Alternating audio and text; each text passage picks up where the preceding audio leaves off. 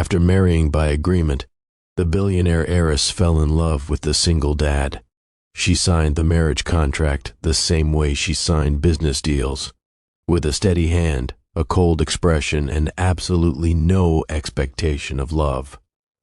Vivienne Caldwell, heiress to the Caldwell empire, had learned early in life that love was a luxury the wealthy couldn't afford.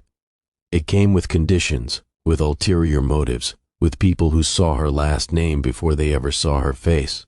So when her late father's will stipulated that she must marry within the year to inherit full control of the company, Vivienne didn't cry. She didn't protest. She simply opened her contacts list and called her lawyer. What she never expected, what no spreadsheet or strategy session could have prepared her for, was that the man she would marry for convenience would become the only person who ever truly made her feel like she was enough. If you believe in kindness, second chances, and love that finds you when you least expect it, hit that like button, leave a comment below, share this story with someone who needs to hear it, and subscribe to Kindness Corner so you never miss a story that touches the heart.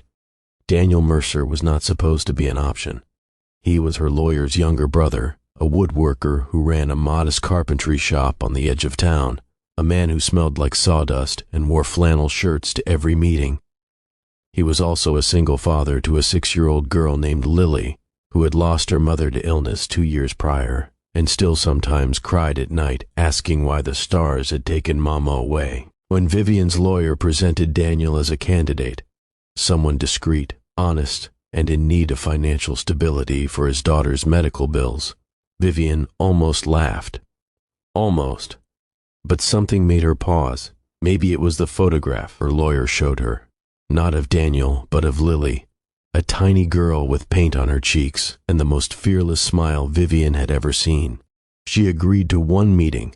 That meeting lasted 4 hours. Daniel didn't ask about her net worth. He didn't compliment her dress or her family name. He asked her what she actually enjoyed doing. Not what she was good at, but what made her feel alive. Vivienne had sat across from him in that quiet coffee shop, completely unprepared for the question, and for one terrible, revealing moment, she couldn't answer. She had spent so many years being excellent at everything that she had forgotten what joy felt like. Daniel had noticed her silence, and instead of pressing, he simply nodded and said, "That's okay. Sometimes the best things take a while to remember." She signed the marriage agreement 3 days later. The arrangement was simple. They would live together in Daniel's modest home for appearances. Vivienne would cover Lily's medical expenses and Daniel's shop debts. In return, Daniel would be her husband on paper, accompany her to necessary events, and ask nothing more of her than what she was willing to give. It was clean, logical, safe. Vivienne had been so certain she could keep her heart out of it. She lasted exactly 11 days. It wasn't one grand moment that broke through her walls. It was the small things. It was Daniel leaving a cup of tea outside her bedroom door every morning without ever knocking, somehow always knowing exactly how she took it. It was the way he talked to Lily at the dinner table, not down to her, but with her, as though every thought his daughter had was worth hearing. It was the Saturday afternoon Vivienne wandered into his workshop and found him carving a small wooden horse, his hands moving with quiet certainty, shavings curling to the floor like whispered secrets.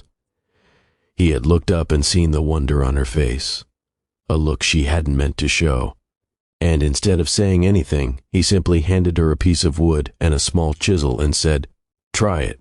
You don't have to be good at it." She had cried that night, alone in her room, for reasons she couldn't fully name. Lily was the one who dismantled her completely.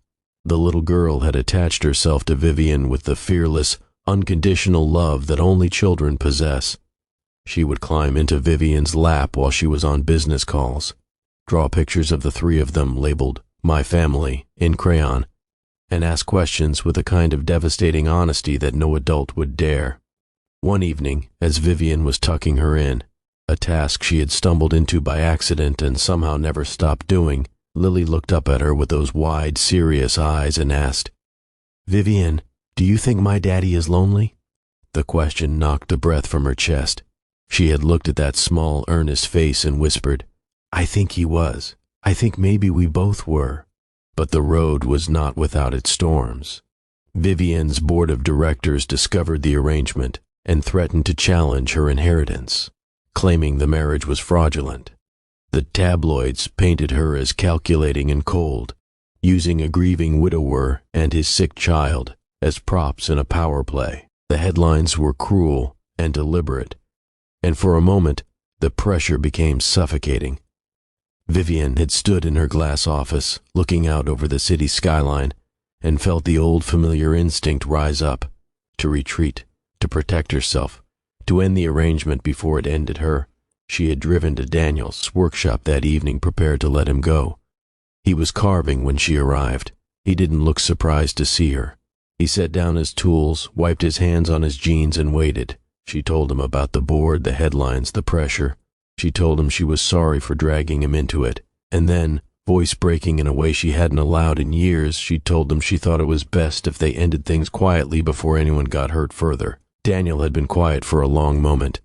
Then he walked to the workbench, picked up the small wooden horse he had finished, and placed it gently in her hands.